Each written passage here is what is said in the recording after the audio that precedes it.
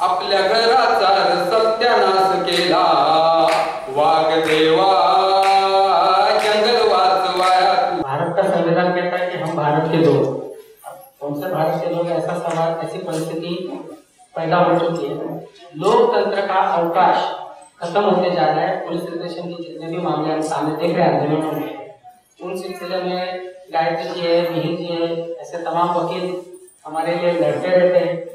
अगली पीढ़ी के भी नए वकील काफी मेहनत कर रहे हैं। उसी में से लारा जैसा ही हमारे साथी है, उनसे मैं विनती करूंगा कि जो पुलिस रिप्रेशन अभी आंदोलनों में हो रहा है उसके बारे में वो हमें थोड़ा सा अपने विचारों से जाने दें। जिंदाबाद साथियों, आप सब लोगों की बातें सुन के और इतने सारे आंदोलनों को एक साथ यहाँ पे एक प्लेटफॉर्म पे देख के बहुत ही हौसला लग रहा है। जैसे उन्होंने कहा नई पीढ़ी के साथी है, तो नई पीढ़ी के साथी हौसला लेके ही आने चाहिए, लेकिन यहाँ बहुत ज्यादा हौसला दिख रहा है, मिल रहा है। मैं सबसे पहले यही कहना चाहूंगी, अब जो अभी जो पहले ब्रायन ने बात की कि सारे जो कानून है पर्यावरण को लेकर उनको बदले जा रहे हैं। जल जंगल जमीन पे जो लागू कानून थे, जैसे हमारे जो लैंड एक्विजिशन एक्ट है या फिर जो पेसा है, ये सारे कानूनों को एक साइड पे बदला जा रहा है। दूसरा, ऐसे जब वो प्रकल्प लेके आते हैं तो उसका सामना करने के लिए हमारे पास एक ही जगह रह जाती है, कोर्ट जाना। लेकिन जब ये कानून ही बदल रहे हैं तो कोर्ट हमें क्या ऑर्डर देंगे?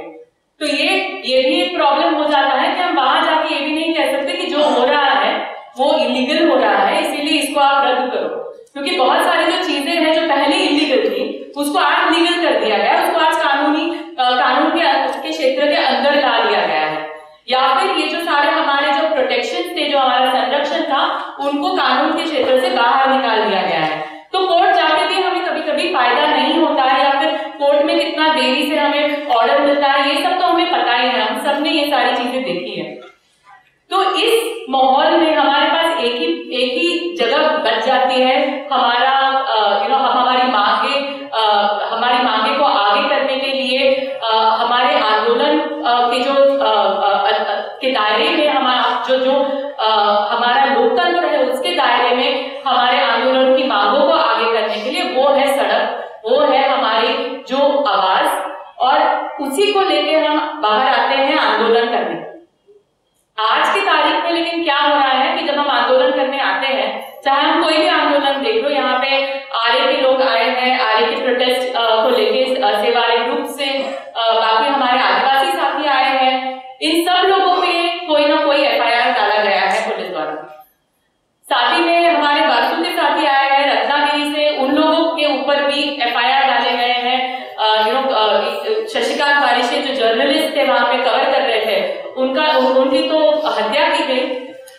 अलग वेज में रिप्रेशन हो रहा है, चाहे वो सरकार करे या पुलिस करे। ये सरकार के तो ऑर्डर रहते ही है पुलिस को ये रिप्रेशन करने के लिए, लेकिन इसके पीछे जो है वो सारी कंपनियां, जो कॉर्पोरेट ताकतें हैं, वो भी इस पे काम कर रही है।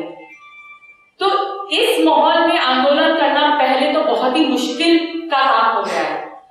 हम शुरुआत आंदोलन की कहाँ करते हैं, हम प्रोटेस्ट करने जाते हैं तो पहले हम परमिशन की मांग करते हैं। लेकिन बॉम्बे का ही आप हाल देख लीजिए, सेक्शन 144 लागू है बॉम्बे में, 15 दिन का लिमिट होता है सेक्शन 144 लागू करने के लिए, लेकिन यहाँ पे लगातार 15 दिन के बाद उन लोग सेक्शन 144 का नोटिफिकेशन निकालते हैं। तो बॉम्बे में आप कभी भी जायज प्रोटेस्ट कर ही नहीं सकते। अगर वो नहीं कुछ कार्यवाही करना चाहे तो प्रोटेस्ट नहीं रोकेंगे अगर उनके ग्रुप के कोई है, लेकिन अगर पर्यावरण को लेकर, अगर कोई जमीनी हकों को लेकर अगर लोग अगर सड़क पे आए तो उनको वो एक ही मिनट में अरेस्ट कर देंगे, उनके ऊपर एफआईआर डाल देंगे। और ऐसे लगातार एफआईआर आर्य जैसे ग्रुप के ऊपर अलग अलग यूथ के साथियों के ऊपर डाले गए हैं। वहां पे तबरेज सैयद अली करके जो एक एक्टिविस्ट है डीवाईएफआई के, और जो आर्य से बहुत ही करीबी से जुड़े आंदोलन में, उनके ऊपर उन्होंने तड़ीपार के ऑर्डर लगाए। आज वो बॉम्बे शहर में नहीं रह पा रहे, उनको 3 अलग अलग ऑर्डर डाले गए हैं तड़ीपार में। क्यों?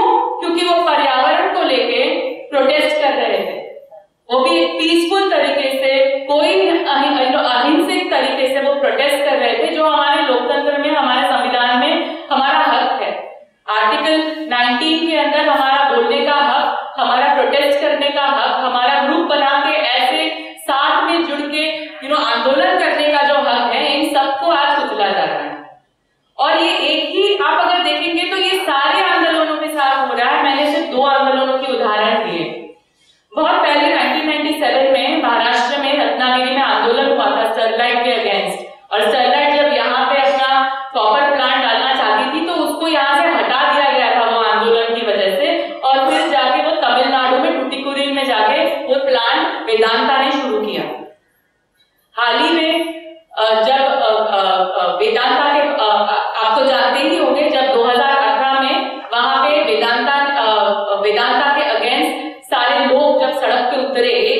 प्रोटेस्टर्स तब सड़क पे उतरे, तब पुलिस ने उन पे फायरिंग की थी और उसमें 16 लोगों की मौत हुई थी।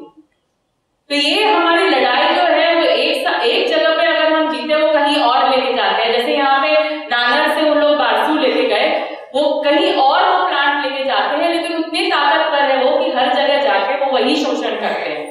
वहां टुटीकुरिन में जो हाल हुआ था लोगों का, जिनको कैंसर हो गया था, जिनको अलग अलग तरीके की बीमारी हो गई थी वो प्लांट की वजह से, वो रत्नागिरी का भी हाल हो सकता था, लेकिन वो आंदोलन की वजह से, वो लोगों की मजबूती की वजह से वो यहाँ से निकला है।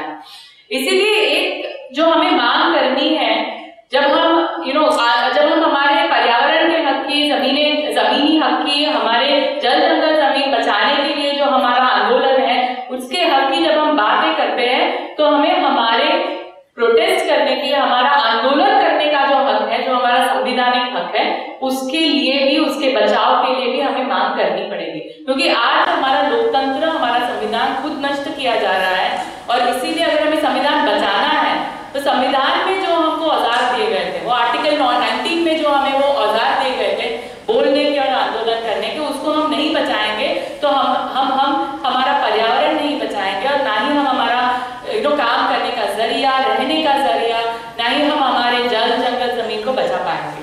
बस मुझे यही रखना था कि हमें यही आंदोलनों को एक साथ लाके इसे मजबूती से आगे लेना है। Thank you. आपल्या घराचा सत्यानाश केला वाघदेवा, जंगल वाचवाया तू धाव, पर्यावरणाचा